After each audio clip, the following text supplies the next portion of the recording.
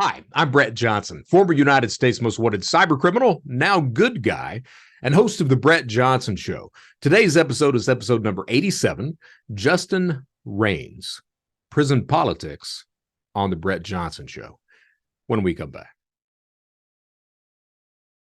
All right, so we are back to today's episode of The Brett Johnson Show. We're talking to Justin Raines, a former felon.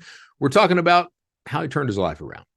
What caused that to happen? And here's the thing. I need you guys to understand that on my show now, I'm starting to interviewing a lot of different types of people from different walks of life. Those walks of life are former felons, security professionals, university professors, law enforcement agents, individuals like that. I want to give a complete and total type of conversation of crime, cybercrime, real world crime, what have you. And I wanted to, I've been talking to former felons. I initially did not want to interview people who broke the law. Being one myself, I know that we can be full of shit. So I did not want to do that. And I'm glad that I did. I truly am. It was Matt Cox. He told me, he was like, hey, you need to be talking to former felons because that's what people like to listen to. And I was like, Matt, I don't want to do that. But Matt knew something that I didn't know. It has been a really eye-opening experience for me. Most of the people that I've talked to, very good human beings who just made a lot of bad choices. Justin Raines is, my heart goes out to the man. It really does. It's a short conversation that we have. One of the things that you'll see talking to former felons, a lot of these people are just fresh out of prison. They're just now trying to rebuild their lives. So you have to understand that sometimes the audio is going to suck because they may be on the phone or they may not know how to hook up the microphone properly or something like that. Sometimes we won't have video. Justin is an example of that. We don't have video of Justin Raines. We've got video of me, so it looks like, kind of a call in on a radio show is what it looks like. This interview, I try to be lighthearted a lot of the time. And I think you guys will see that this interview is a different type of interview. I think it shows that, sometimes I've made this statement in presentations. It's been a couple of years since I've talked about this, but typically a criminal will not change their criminal lifestyle unless something forces them to do so. And Justin Raines has that in spades. He truly does. My heart goes out to the man. I think that, just talking to him, and I think you guys will agree, I think that he's a good man. He's a good man. With that, I'm just going to let it lay there. We're going to go right into the interview. And after that, we're going to close things out where I'm going to ask you guys to subscribe to the channel because I need all the subscribers I can get. If you've got a comment, please leave that, everything else. But please take the time to listen to my conversation with Justin Raines. I think it's something that a lot of people need to hear. So, hey, how did the custody stuff go? So, wow, that's actually a good question. So I went all the way to East Tennessee, and I mean, I've been going through this for a couple of years now, and it's kind of like a back and forth thing. But I showed up. I got a hotel room. I mean, you spend the money on it and the time and effort, and then I go all the way over there. And they canceled it because their end, they didn't. I think it's called like a stenographer or a court reporter. Okay. So they didn't get one, and it's mandatory. You have to have one by law. So they had to cancel and reschedule. But my attorney is he's going to have a conference with the judge on Monday, and they're going to get me in within this month. So you went all the way up to Knoxville, and they didn't have a damn court reporter, so you wasted that trip for nothing. Yeah. Crazy, so man. it's frustrating too. It's extremely frustrating. Because I've been working hard. I mean, I get supervised visitations right now. Right. But I'm trying to get more. It's a process. How old are your kids? So, oh gosh, I have two in California. And they're a little bit older. They're with their mom, and she's a good mom. She takes care of them. But I have two boys over here in Knoxville.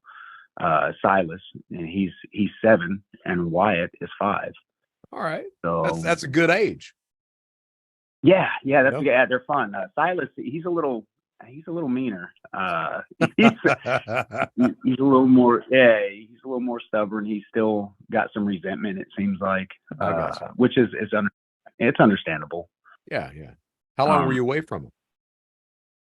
About 4.5 years. 4.5. Did you do state or federal time, man? State. State.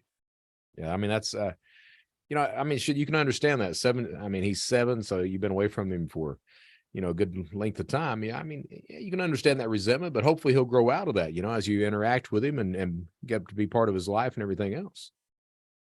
Yeah. Well, I mean, I'm trying. Yeah, I'm trying, exactly. and they're with their grandma. They're with their grandmother right now. She's the one that's fighting me for custody.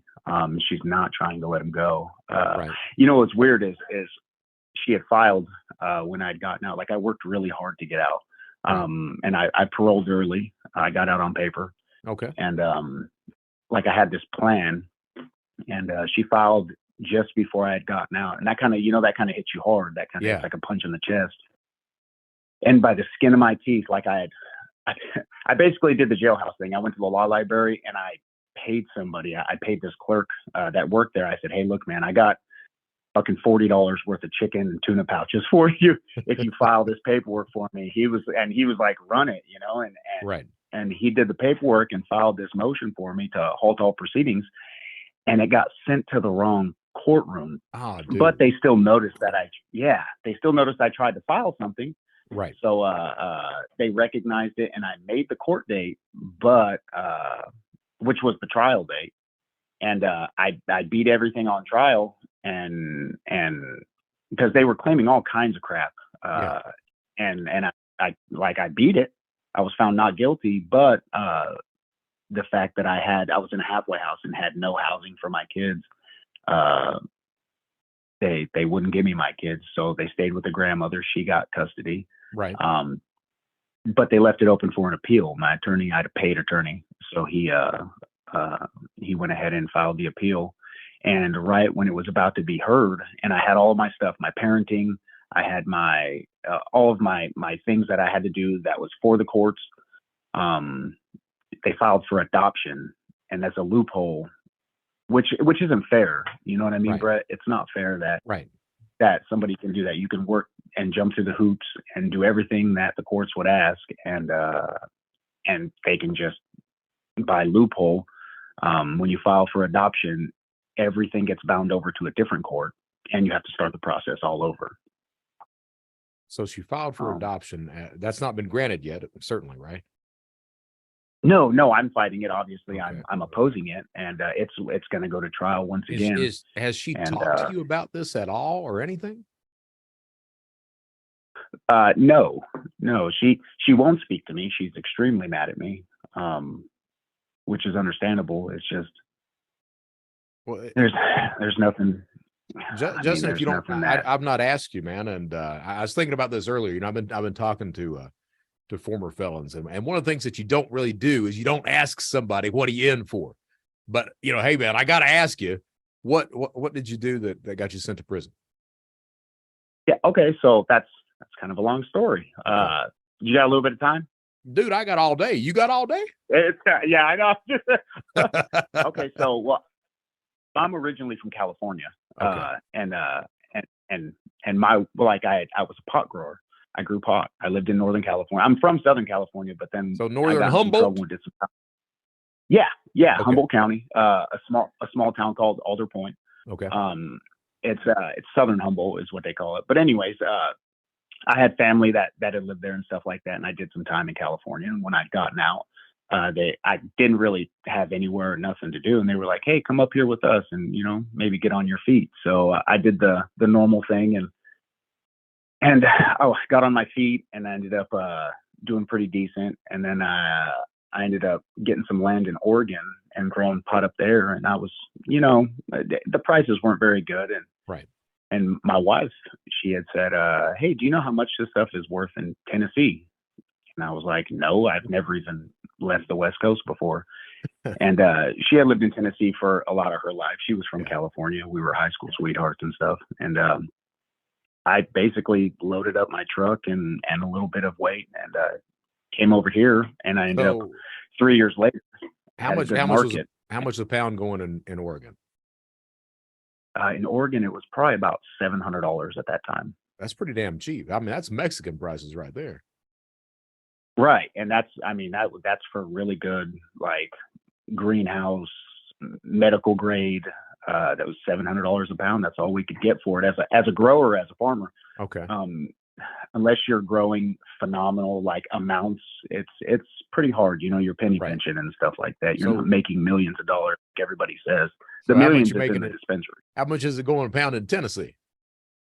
Well, in Tennessee at that time in 2015, it was I was getting 2,200 a pound. So 3 times. Mm-hmm. Yeah, And that that's was enough wholesale. Like that's enough to load up the truck and move to Beverly right there. absolutely.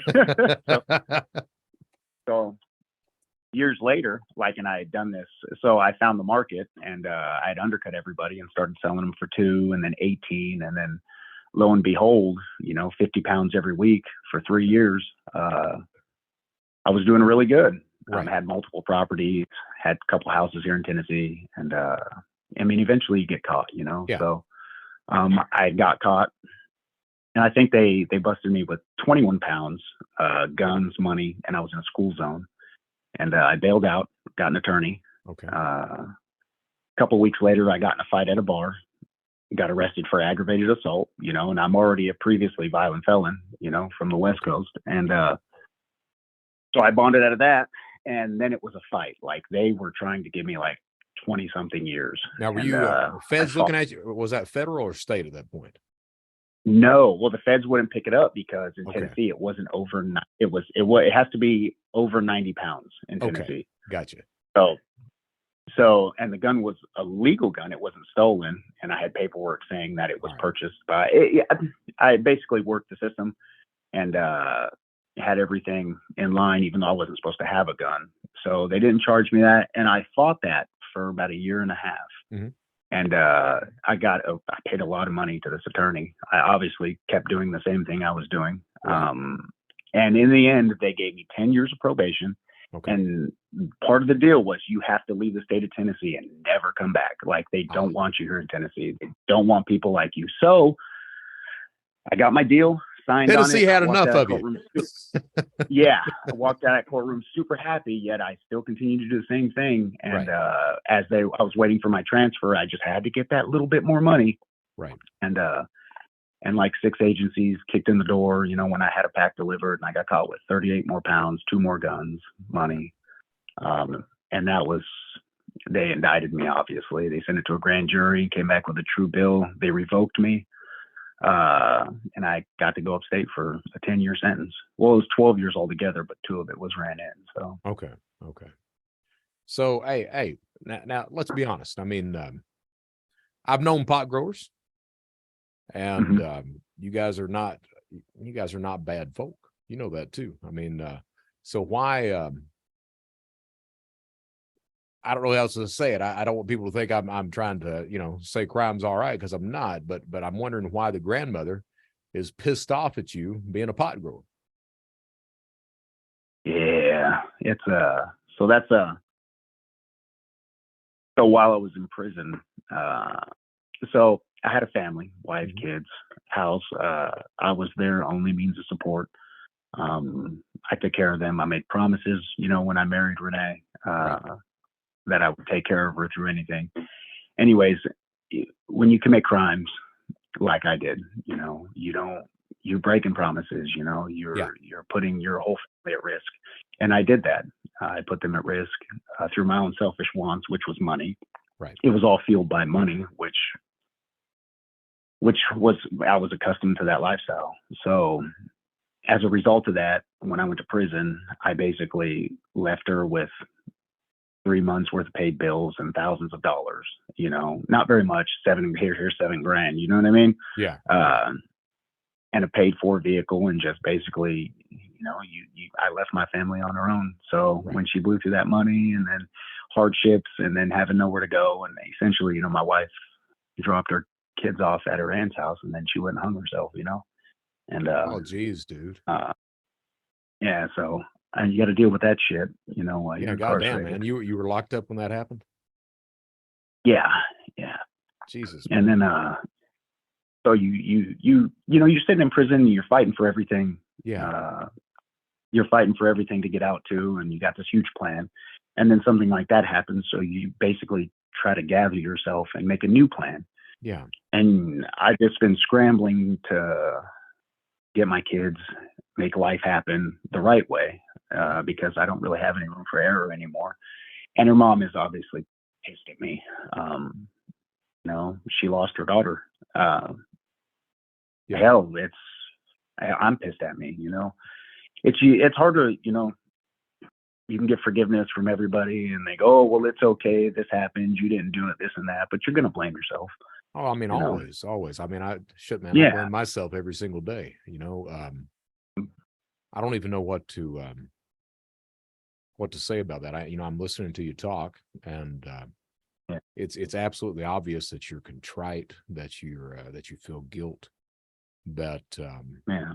that the mistakes that you made and the people that you hurt, and everything Yeah. else like that. And I'm with you, man. I mean, I know.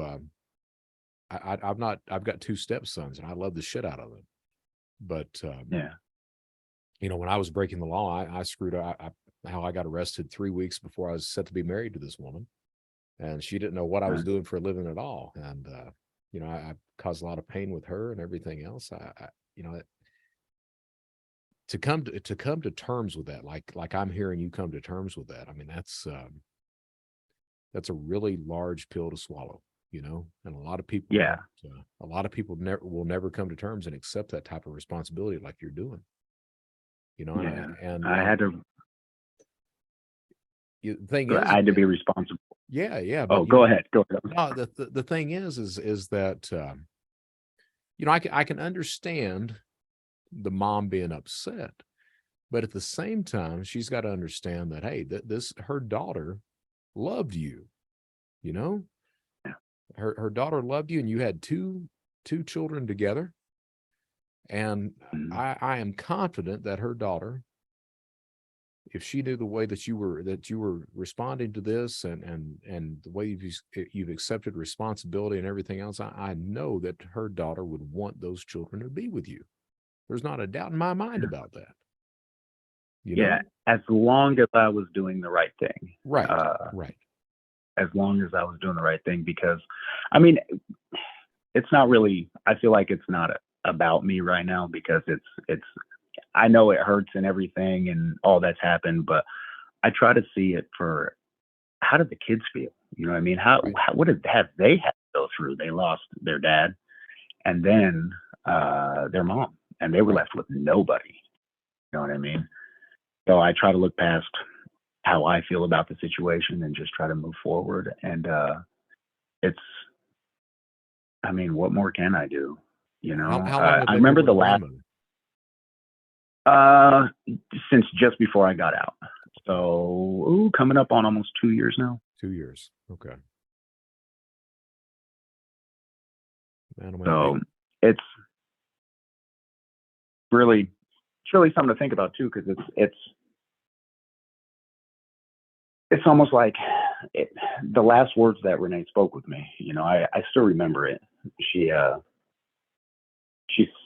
was on the phone, and I had called there on that little Sirius or whatever, the Securus account, and I was running her through what I wanted to do when I get out, and and how everything's going to be fine, and she fucking laid into me like she had enough, and I still remember the last thing she said to me. It wasn't, I love you. It wasn't, oh, it's going to be okay. No, she laid into me and told me, like, nobody ever talks to me like this. Like, I'm a fairly decent muscular type guy, and I've got tattoos from the neck down. And she fucking told me, she said, Justin, I've known you my whole life. She was like, and I'm going to tell you this, you're a fucking loser and you're in prison. You've always been in and out of prison. You're always going to be in and out of prison. and you're never going to see me or the kids ever again if you don't change your life. And she was fucking right. Like she was right. Right. And what could I say at that point, you know? And that's what sparked a change. You know, that's when I had started like going to college. Like I was like, I have to do something with my life or I'm going to lose my family, Yeah. you know? Yeah. So I don't know, in a sense, that always sticks with me. And I don't want to be seen as that. I don't want to be portrayed. I don't want my kids to see me as that. So I just basically hit the ground running So as what soon are as you I doing walked now? out of that gate. Man, so my life is hectic right now. Okay. I got out. I bet you know how you get out and you're just like, somebody please fucking hire me. Yeah, exactly. I just need a job. It's hard. It's hard for felons. Can't get a job. Yeah, you're like, anybody, motherfucker, please. Like, let me wash your goddamn car or something. So I did tattoos in prison, so I made a little bit of money. You know, I had a couple $100 that somebody put on my books, and I basically ran tattoos for the entire time. So I got out with a little bit of money. I got out with just under $5,000. Okay. So I had a little bit of cushioning, and I went to a halfway house, paid for it myself because I wasn't state funded. And a buddy of mine who I was actually in prison with in a program, he had got a hold of me and said, hey, we need guys here at this factory. And they hire felons as long as you don't have a murder charge or a sexual offense. And I never had any. So they hired me. And basically, I worked my way up. It's a steel industry. It's called Mid-South Wire. It's here in Nashville. They hire felons. So if anyone's listening to this and you're in Nashville, Mid-South Wire, downtown will hire you. So they hired me, and I basically was drawing wire, running welders, something I've never done before. And there's a huge turnover rate, and I just kind of stuck with it. And now I'm the supervisor of the night shift. All right. And I make decent money. Like I make decent money for Nashville. Got a nice townhouse, burners. I got vehicles. I mean, I'm doing fairly well. Right. I just opened up a business, so I'm trying to get that going.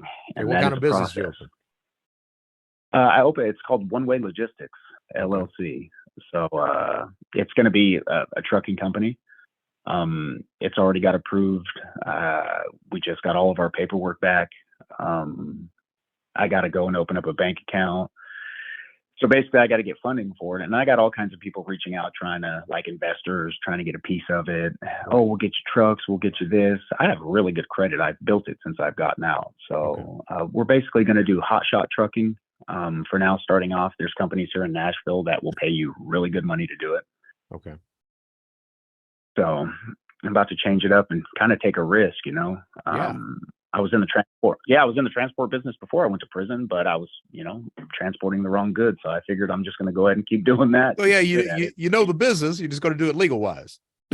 Yeah, exactly. Why fight it? You know what I mean? Exactly. You know, man, what I'm hearing, I got to be honest with you. What I'm hearing from you is that, first of all, I'm sorry about your wife. I really am. But what I'm also hearing, though, is that when your wife said that to you, by God, it did something.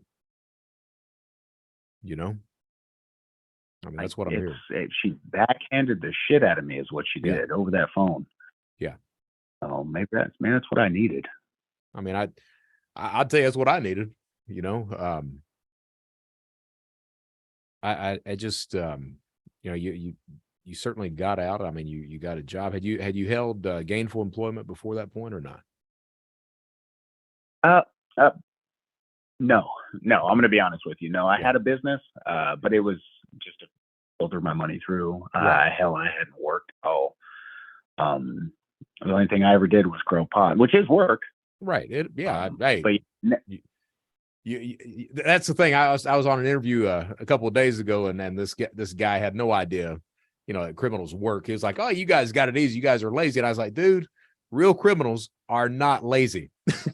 It's a lot of work to do this shit, and certainly growing pot is a lot of work. I mean, there's no doubt about that. So I mean, I know you worked your ass off. Yeah, all of it. It's, I mean, having to, because you got to commit crimes, and then you got to be diligent through the whole thing, and you got Yeah. to be safe 100% of the time, you know, and then that 1% is the time you have to go to prison, you Yeah. know. So it's all hard work, but Yeah. but in the end, it shit don't add up, you know. If you take the time you spend away from your family, No, and the it time doesn't. you spend away from the world, you know, shit don't add up. It doesn't. You're absolutely right. It doesn't. I don't know if anybody's told you this, but you know, just hearing your story and what you're telling me and what you're doing now, I'm damn proud of you, man. Truthfully, I mean, No, thank you.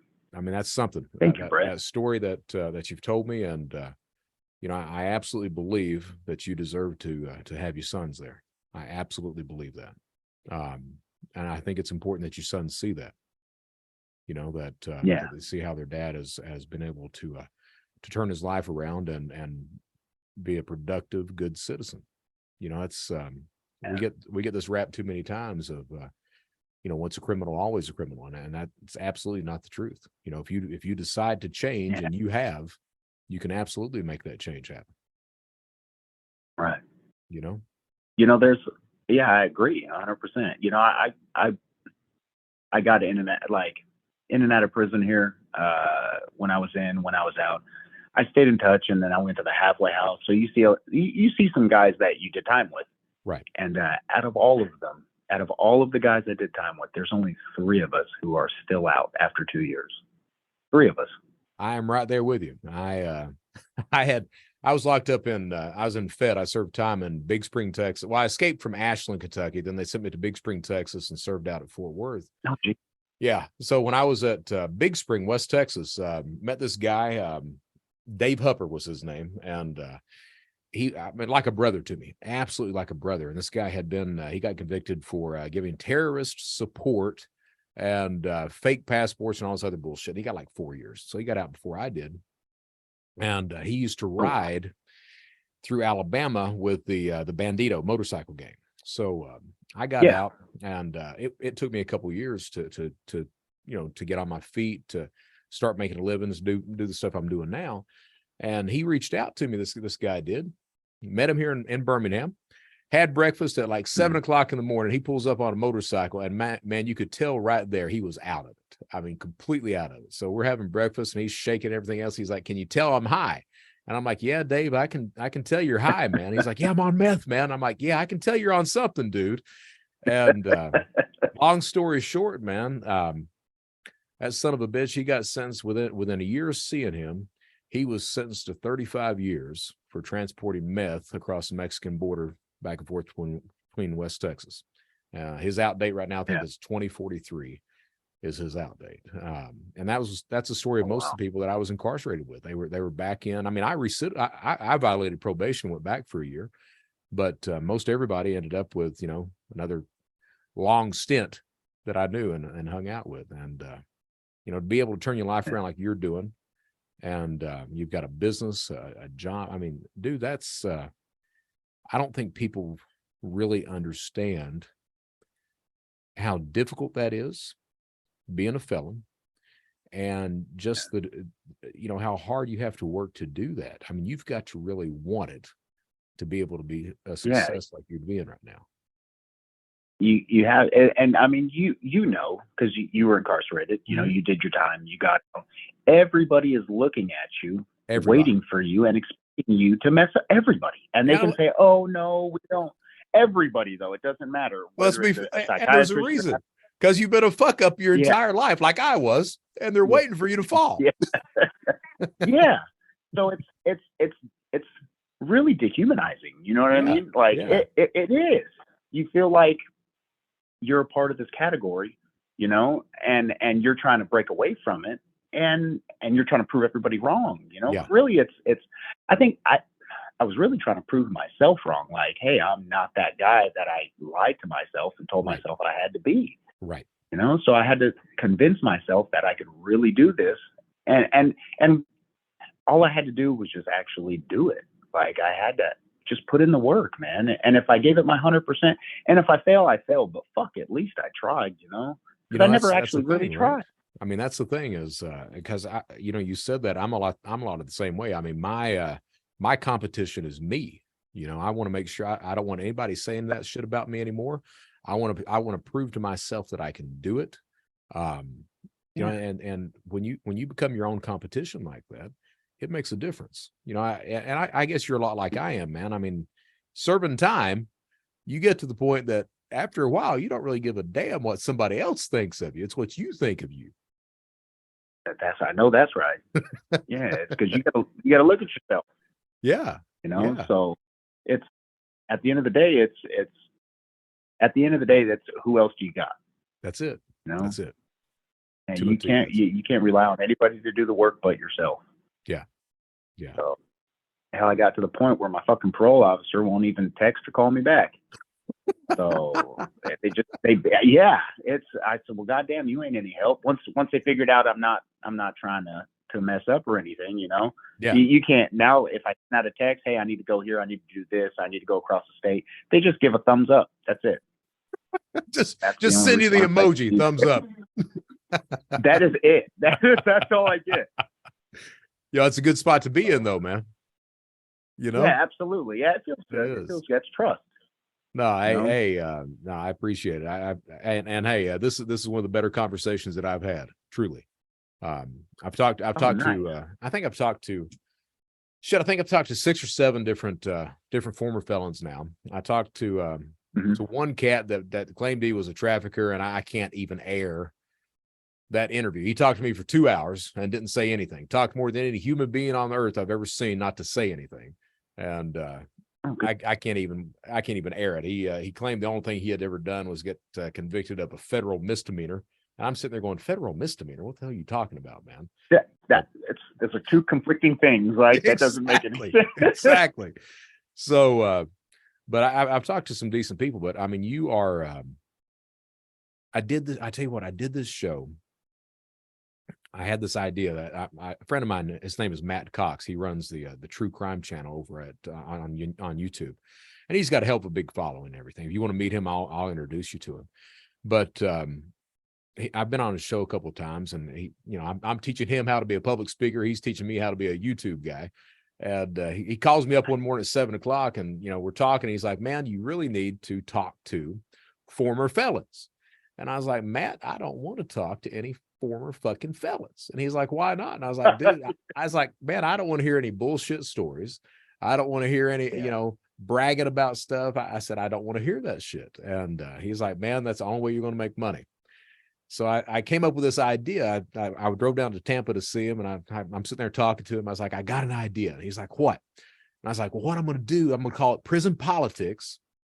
And we're going to talk about how the prison experience has influenced people's political opinions on the outside." And he looks at me, and he's got this weird face on it. He's like, "Man, you just don't want to make any fucking money, do you?" I'm like, so I started talking to people, like you, and dude, about the second interview in, I'm realizing, hey, that ain't what I need to be doing. What I need to be doing is what you and I have talked about now. Just get down there and talk about, life. And it may be chicken soup for the soul or whatever hell you want to call it, but I truly am finding a lot of I've only been doing this for a couple of weeks now, but I'm finding a lot of friggin' fulfillment from it. I'll tell you that. It feels like it's the best thing I've done in a long time, just talking to people like you. Absolutely. Well, you get the sense of like, we're not alone. Yeah. You know what I mean? We're not. And you feel that one of the loneliest motherfucking feelings it was when I walked out of that. Like, I'd already made parole. Everyone's happy. They're coming up with these plans. Oh, I'm going to do this. I'm going to go get pussy, or I'm going to go smoke a cigarette and do this. And me, I stepped out of that gate and I was like, man, I don't know what to do. Yeah. And I literally I cried when I walked out of that gate, because that was like the realization that my fucking life before was over. Yeah. You know what I mean? Like, I had nothing to go to. I can't even imagine that. Nashville. Yeah, I was going to Nashville. I was like, what? I've never even lived in Nashville. I don't know anybody. What am I going to do? And I was scared. I was fucking terrified. Yeah. And I just, you just kind of got to pull it together. You get that that prison mentality, like, oh, I'm gonna just fucking man up, and I just stared out that fucking window on the way to the bus station, just like, man, something's got to give, I just, Right. I prayed and just hopefully it goes for the best. Right. That's all you can do. I mean, that's it. So That's it. I mean, yeah, but it's good to know that I'm not the only one. You're not the only one, Brett. There's got to be other stories and other people, and there's others, and it's important that people know that they're not alone, especially when they feel like that. I agree. And that's what I've been finding, man, is I don't want to hear the bragging stories. I don't want to hear the, when we were when I was in feds, it was, you'd have all the older guys, they called it millionaires row, all these guys sitting on benches telling the old war stories, and thinking about days gone by. And I didn't want to have a show like that. I did not. I wanted to, the more I talk to people like you, the more I'm like, I want people who have never been to prison, who think that they would never commit crimes, to understand that that we are all humans at the end of the day. Yeah. That you come up with terms where you try to distance yourself from these people that you think are really bad, but we're all humans. We've all got difficulties. We've all got problems, and that line of legal to illegal activity can be very thin sometimes, and it doesn't take much to cross that. And I really believe if we could just show people that that we're all just basically human beings, and we're all trying our best with the tools that we've got. We've got some cognitive dissonance sometimes, shit like that, but I really believe if we could just have that conversation, that things would be better. And I mean, that's maybe some high hopes on my side, but I talk to you, and man, you've had it rough. I mean, there ain't no doubt you've had it rough, but I hear your story, and it gives me a lot of hope, man. It really does. I think that's what we're all looking for, though, isn't it? Yeah. Hope.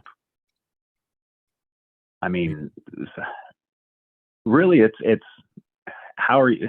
You can look at it one way or the other. If you say for the average person who's never committed a crime, because let's be honest, there's more of them than us, Right. People go out there and don't commit crimes every single day, and I mean, when you look at it, we did whatever it was necessary to be able to survive, because that's when you're committing crimes, you're surviving. You're doing whatever it takes to be able to get what you need in life.